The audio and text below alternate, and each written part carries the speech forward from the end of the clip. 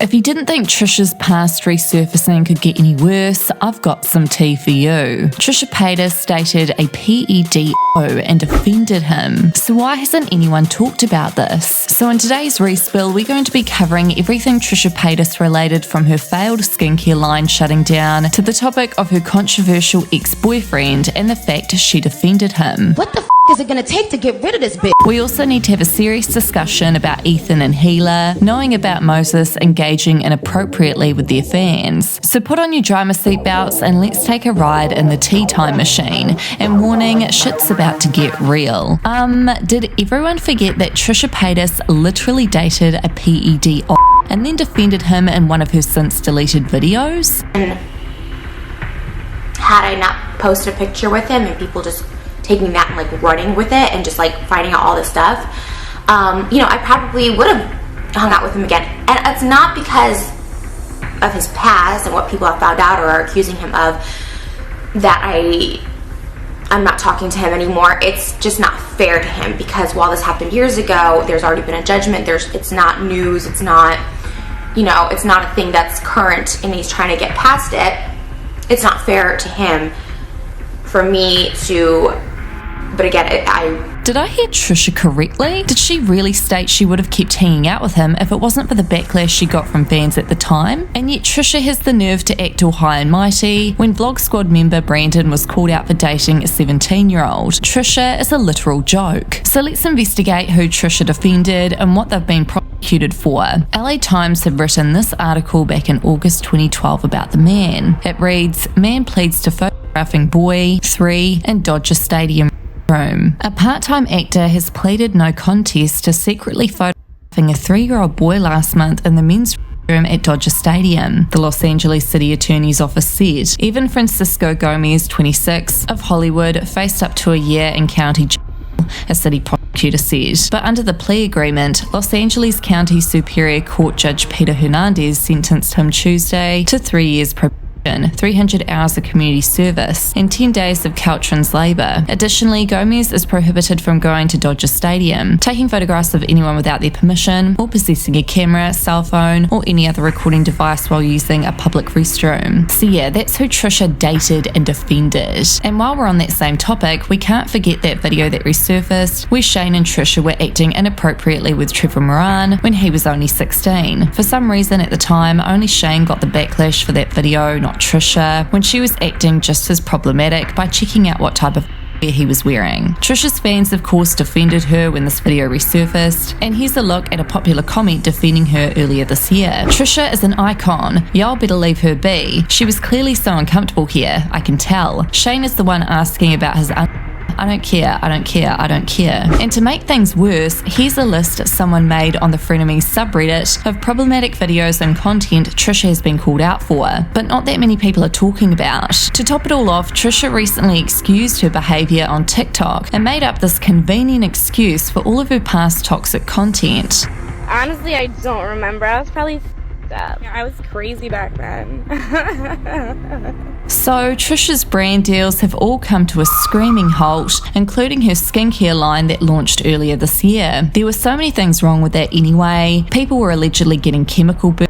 The owner wasn't even a licensed esthetician, but claimed herself to be a skin god. I mean, the list goes on, but anyhow, Trisha's business partner decided that they couldn't handle the backlash as a result of Trisha getting cancelled, and have since decided to put a pause on the sales and promotion of her skincare line. So as we all know, Trisha hasn't really been posting much to social media, and when she has, she's been getting a huge amount of backlash. While she recently posted a podcast to her channel My Chemical Imbalance, and she hasn't posted a podcast on there for a couple of weeks, let's point out the obvious: her fans were not happy whatsoever about her coming back and posting content like nothing had ever happened. Within the podcast, she discussed her mental illnesses and how she hasn't been formally diagnosed. She kept spewing out the word parasocial relationship and how she literally believed certain celebrities would marry her based on how much she loved and fantasized over them publicly. And the comment section on this podcast just went off at her and dragged her through the dirt.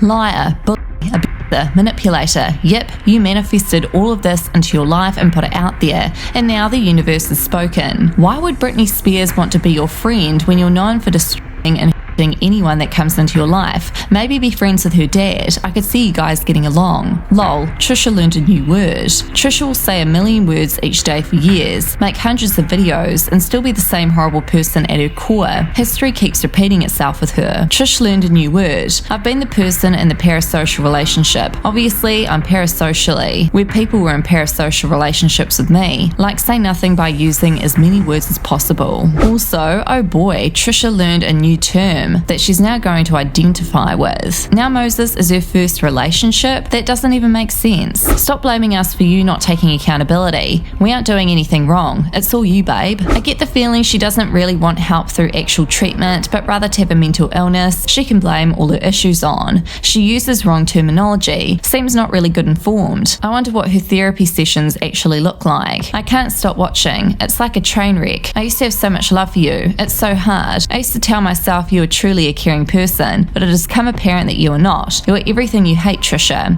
You are everything you say you fear, Trisha. It's dangerous that she half-assed does these videos, because I can't call it a podcast just because she talks into a mic. And like that brings wrong information about mental illness, which can actually be to young people or people searching for a diagnosis who are really believing her, trying to change her narrative to 21 rather than girls who don't know about relationships till 25. This is to address Daphne being essayed by Moses and dating someone under 25. Trisha has this unique ability to say a bunch of words without really saying much. This podcast could have been about 2 minutes long and would have had the same impact. Also, she's trying to drown out all the drama like she usually does, but no one's forgetting what a horrible human you are. Shame and disgust. I found this very interesting the more I watched this, because I've been your fan for 12 years, and yet when I sent you a photo of Britney Spears via Instagram and asked you to cosplay the look, you blocked me. So you blocked a fan for asking you to cosplay your biggest inspiration. Okay. Classic Trisha the manipulator, talking extra slow on purpose. I truly believe that Moses is the one came up with the parasocial relationship concept for this video, because it's just a fact that Trisha isn't intelligent. This video is also just another way of excusing her awful behaviour. Wouldn't be surprised if Moses was in the background holding up poster boards with bullet points. Haha. You need to realise people are friggin' detectives now. We can catch every lie you spew. The fact that you talked about Daniel trying to spin the narrative here is really so fake. You love labels for someone who doesn't have a label. You are literally self-diagnosing and going with whatever narrative fits the current drama or narrative. It's really frustrating that she has the means to go to an actual psychologist and get treatment and actual diagnosis, but she would rather just see a doctor that throws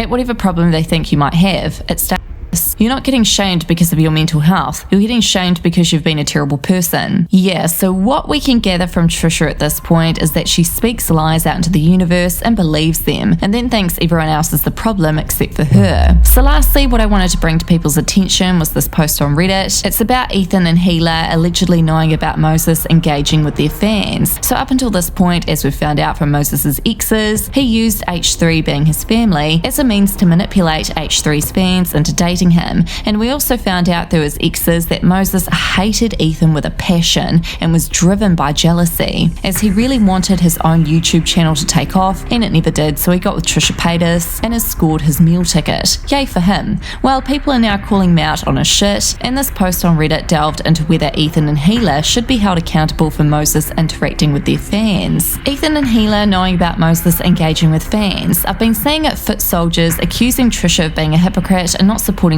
because of the accusations against Moses. What I don't understand is why they won't hold Gila and Ethan accountable, the ones that enabled this. If I'm right, the timeline of this is way before Moses and Trisha were serious, right? Trisha called him out for trying to get with Ethan and Gila's fans in one of the early podcast episodes, so it's not like they didn't know at all. Now that it's convenient they distance themselves after convincing Trisha he's a good guy, I'm thinking of the episode where Gila was like, if you find sneaky texts he sent behind your back, it's your fault for reading them. One of the girls had reached out to Ethan and Gila too, right? And they ignored it and said she was / They've known about this and enabled Moses, and now Trisha is in too deep. Someone responded, personally, I don't think anyone but Moses should be accountable for Moses' actions. I highly doubt Ethan and Gila knew everything Moses was up to within those relationships. I just think only Moses should be responsible for what Moses has done. Personally, I too don't think Ethan and Gila had any idea Moses was using their fame to try and lure their fans to date him, and the reason I don't believe this is because both Ethan and Gila did not defend Moses when the allegations about him were brought forward. So anyway, let me know you guys' thoughts on everything we covered today in the comments.